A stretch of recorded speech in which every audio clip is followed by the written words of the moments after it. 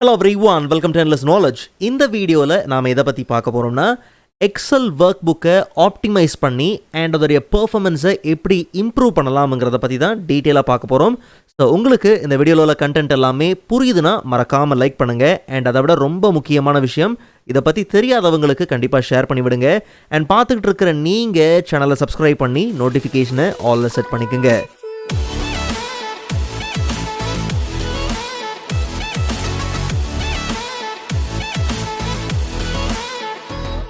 Alright, so first of all, Excel workbookல அதிகமாக நம்ம use பண்ணியிருக்கிற ஃபார்மேட்டிங்ஸ், தேவையில்லாத மெட்டா டேட்டா அண்ட் யூஸே பண்ணாத ஸ்டைல்ஸ் இதெல்லாம் ரிமூவ் பண்ணி அந்த ஒர்க் புக்கை ஆப்டிமைஸ் பண்ணி அண்ட் அதோடைய பெர்ஃபார்மன்ஸை நம்ம இன்க்ரீஸ் பண்ண முடியும்.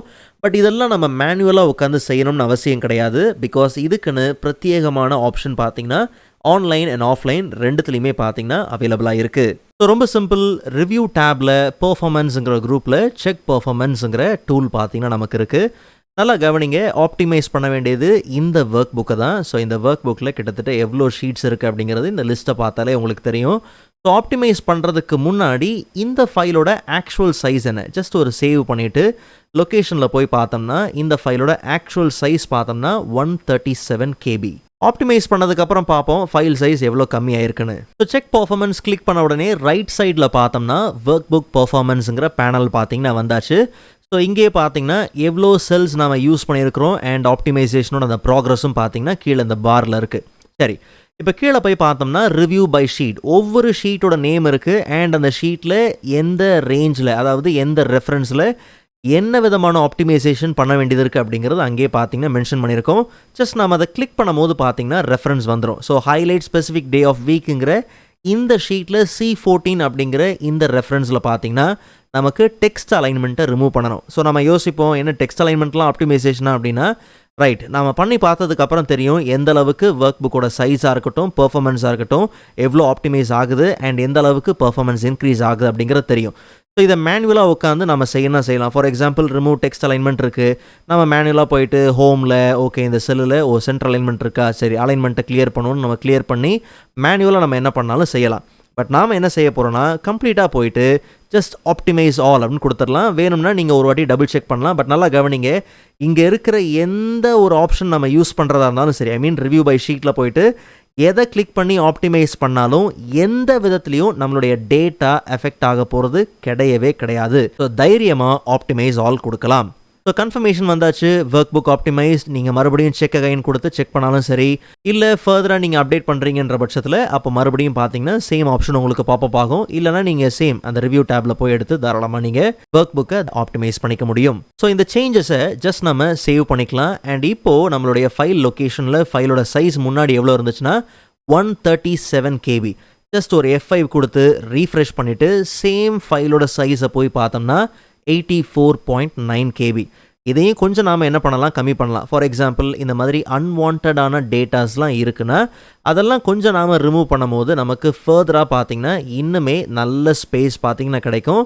ஐ மீன் இன்னும் நல்லா ஆப்டிமைஸ் பண்ணும் போது நமக்கு நல்ல இம்ப்ரூவ்மெண்ட்டும் பார்த்திங்கன்னா தெரியும். ஸோ இதெல்லாம் ஜஸ்ட் நம்ம என்ன பண்ணிடலாம், ரிமூவ் பண்ணிடலாம். ஸோ மேனுவலாக நம்ம என்ன செய்கிறதும் பார்த்திங்கன்னா ரொம்பவே நல்லது. சரி, அன்வான்ட் டேட்டாஸ் எல்லாத்தையும் பார்த்தீங்கன்னா கிளியர் பண்ணியாச்சு. மறுபடியும் செக் பர்ஃபார்மன்ஸ் ரன் பண்ணி பார்ப்போம். ஸோ இப்போ நமக்கு 2 ரிவ்யூ வந்திருக்கு. ஜஸ்ட் நான் ஆப்டிமைஸ் ஆல் கொடுத்துட்றேன். ஸோ இப்போ பார்த்தோம்னா நமக்கு சேம் ஒர்க் புக் தான். பட் இந்த வாட்டி ஃபைலோட சைஸை செக் பண்ணலாம். முன்னாடி பார்த்தீங்கன்னா 84.9 KB இல்லையா, ஃபைலையும் சேவ் பண்ணியாச்சு அண்ட் F5 கொடுத்து இங்கே ஒரு ரீஃப்ரெஷ் பண்ணிவிட்டு இப்போ செக் பண்ணி பார்த்தோம்னா 83.6 KB.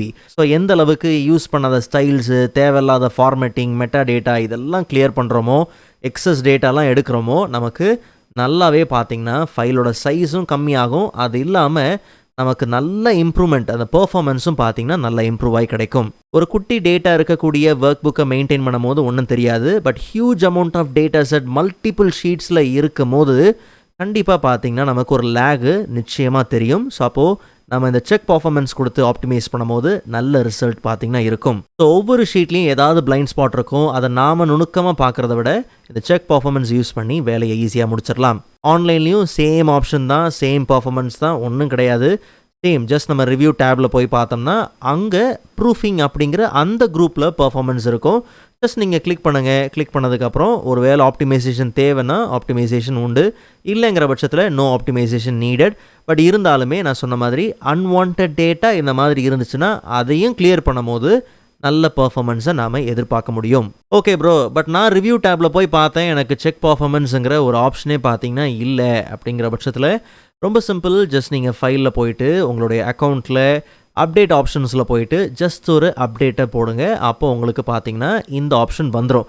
இல்லைனாலும் ரொம்ப சிம்பிள், மைக்ரோசாஃப்ட் 365 இன்சைடரில் போயிட்டு ஜஸ்ட் நீங்கள் சேஞ்ச் சேனல் கொடுத்து நீங்கள் ஆஸ் அ பேட்டா சேனலில் நீங்கள் ஜாயின் பண்ணிக்கோங்க. ஜாயின் பண்ணிட்டீங்கன்ற பட்சத்தில் அப்போ உங்களுக்கு இந்த அப்டேட்லாம் பார்த்தீங்கன்னா வந்துடும். ஸோ அப்போது இந்த மாதிரி ஆப்ஷன்ஸ்லாம் நீங்கள் யூஸ் பண்ணி ஈஸியாக உங்களுடைய வேலையை பக்காவாக முடிச்சுக்கலாம். ஸோ இந்த வீடியோ உங்களுக்கு யூஸ்ஃபுல்லாக இருக்கும் நம்புகிறேன். நெக்ஸ்ட் வீடியோவில் இதை விட இன்ட்ரெஸ்டிங்கான டாப்பிக்கை பார்க்கலாம். அதுவரை காத்திருங்கள்.